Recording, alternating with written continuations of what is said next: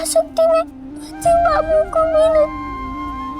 पति बाबू तो मेरे रक्षक बाबू है ना माँ। पति बाबू को पता ही नहीं चलेगा तो कैसे निकालेंगे वो मेरी इस समस्या का हल। और तुझे पता है ना, बहुत खून बहता है तेरी बोलता का, बहुत दर्द होता है मुझे माँ। ऐसा लगता है कि जैसे शरीर के अंदर से कुछ टूट गया है। डर कर कोने में चुपचाप बैठती हूँ मैं, ना हंसती हूँ ना खेलती हूँ, बस रोती रहती हूँ तेरी बोलता। अब तो आ जाना मेरे पास माँ और मुझे बता कि क्या करूँ मैं। तो आ जाना माँ मेरे पास, आएगी ना तुम माँ। क्या करती मैं? बिनोय बाबू तो हाथ जोड़कर विनती करने लगे कि मैं ये बात अनिरुद्ध और बोंदिता से ना कहूँ।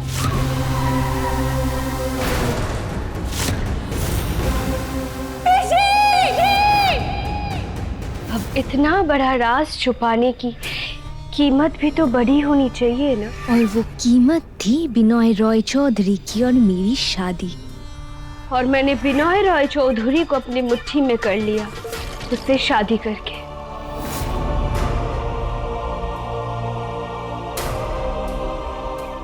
पर पीशी, मैंने कुछ गलत नहीं किया। जिंदगी में पहली बार मैंने खुद के लिए सोचा, खुद के लिए की। तंग आ गई थी मैं ये समाज से, त्रिलोचन रॉय चौधरी के अपमान से, कड़वी बातों से, जो एक विधवा को कीड़े मकोड़ों की तरह अपने पैरों के नीचे कुचल रहे थे। तंग आ गई थी मैं सीधी सादी सबको सुनने वाली संपूर्णा से। क्या मिला उसे? उसकी खुशियाँ, उसका सुहाग सब छीन गया ना। के बाद भी किसी ने चैन से जीने नहीं दिया उसे। पर अब नहीं, अब मैं रॉय चौधरी की बहू बनकर हर चीज का बदला लूंगी उस त्रिलोचन रॉय चौधरी से। बोंदिता, उसका हर एक कहा अपशब्द को सूद समेत चुकाऊंगी मैं। उस त्रिलोचन के घमंड और गुरूर को तोड़ के ही मेरे कलेजे को ठंडक पहुंचेगी और मिलेगा मुझे वो सब मान सम्मान ताकत जो जिंदगी भर नहीं मिला। पर तुम पिशीमा, तुम तो हुक्म का इक्का हो मेरा। और बिनोय बाबू को लगता है कि तुम मर चुकी हो, इसीलिए तो बिनोय बाबू को ना पता चले अस्पताल से अगवा कर छिपा कर लेके आई हूँ मैं तुम्हें यहाँ। और जब तक मेरा सपना पूरा नहीं हो जाता तुम यहाँ से हिल भी नहीं सकते। और मैं किसी भी हालत में अपना लक्ष्य पाकर रहूंगी। तू आ जाना जल्दी माँ, फिर से अपनी गोद में थोड़ी देर सुला लेना माँ। मुझे अपने आंचल में छुपा ले, मुझे अपने गले से लगा ले, पीड़ा दर्द दूर करके थोड़ा सा हंसा देना माँ। जल्दी आ जाना माँ, तेरा इंतजार कर रही है तेरी बोंदिता।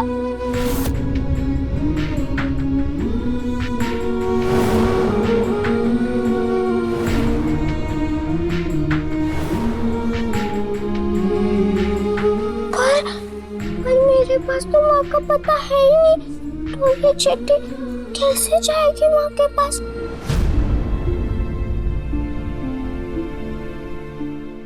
आज जो बोंदिता तुम बन गई हो वो उस बोंदिता से बहुत अलग है। आज की बोंदिता अपनी बहन के खिलाफ षड्यंत्र रचती है, अपनी बहन के खिलाफ राजनीति करती है, रिश्तों पे झूठ और दगाबाजी की मिलावट करती है।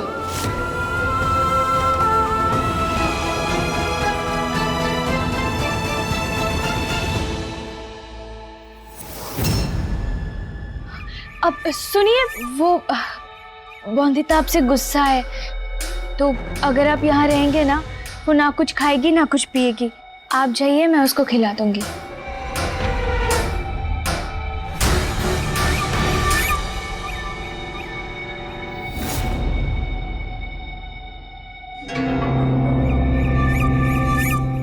ये क्या कर रही है तू?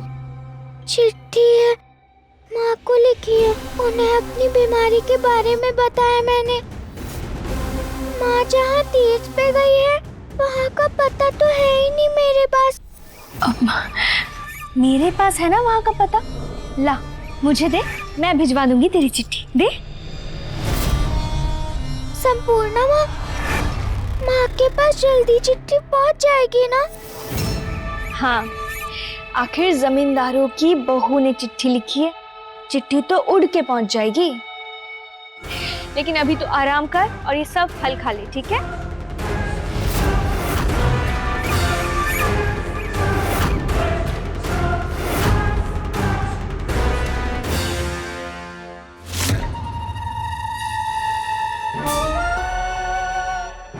अरे बौंदिता, थोड़ा पढ़ लिखने क्या लगी है, अपने आप को होशियार चंद समझने लगी है।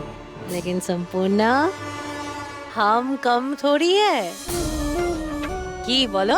हाँ बेटा, तेरी माँ का लोमड़ी से भी तेज दिमाग चलता है। मेरी तारीफ काम खत्म होने के बाद करना।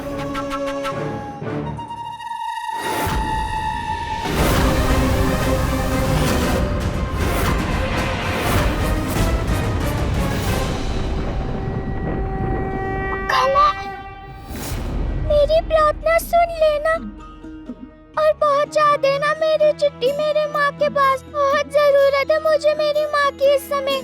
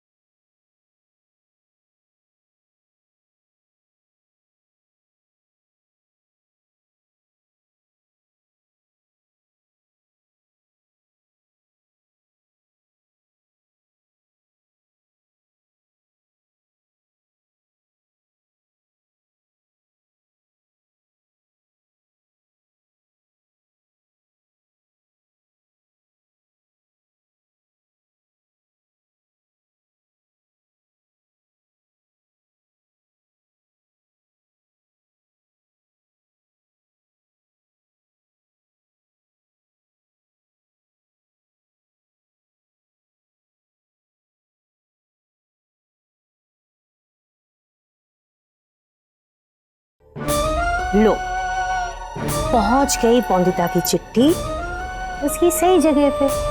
कहा? कूड़े कचरे के ढेर में। माँ, चिट्ठी तो हमने फाड़ दी, पर बौंदिता को शक हो जाएगा ना अगर उसको पेशी से कोई जवाब नहीं मिला। बौंदिता को अपने माँ का जवाब जाएगा, लेकिन माँ से नहीं, माँ से।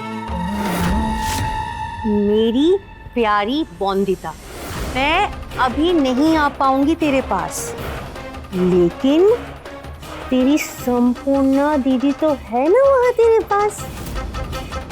ठीक जैसा वो कहेगी बिल्कुल वैसा ही करना। अब वही है जो तेरी इस बीमारी से रक्षा कर सके।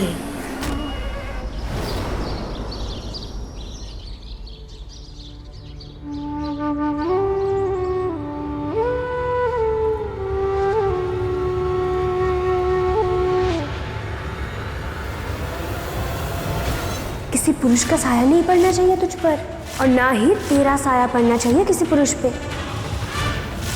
दुर्गा माँ का अभिशाप है तुझे।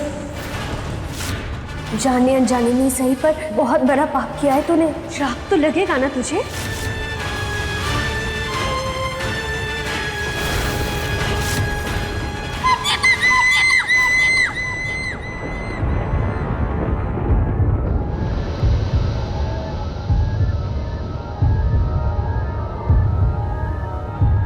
अकेला महसूस कर रही हूँ मैं।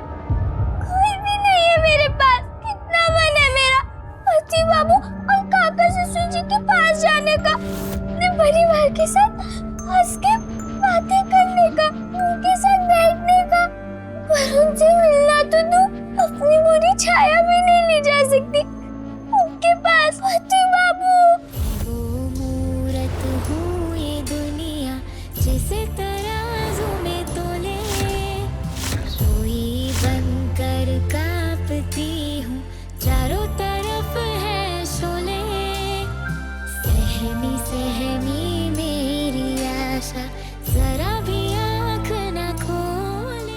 शायद अब तक तबीयत ठीक नहीं हुई है, आराम करने देता।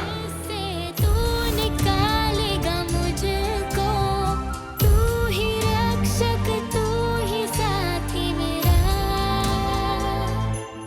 रिश्ता तेरा मेरा, रिश्ता तेरा मेरा।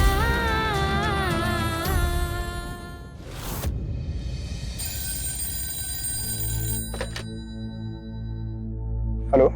हेलो अनिरुद्ध बाबू, मैं ब्रह्म समाज से बोल रहा हूँ।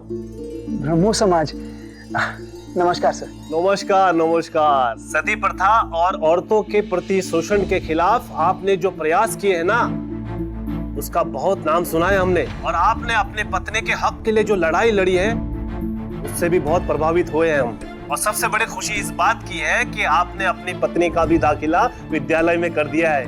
बहुत बहुत बधाई हो आपको। शुक्रिया सर। औरतों का कल्याण ही ब्रह्मो समाज का सिद्धांत है और उद्देश्य भी। लेकिन हमारा कार्य अभी समाप्त नहीं हुआ है, हमें प्रयास जारी रखने हैं और हमें जागरूकता लानी है पूरे समाज में, ताकि भविष्य में कोई भी व्यक्ति औरतों का शोषण करने वाली कुप्रथा के विषय में बिल्कुल भी ना सोचे।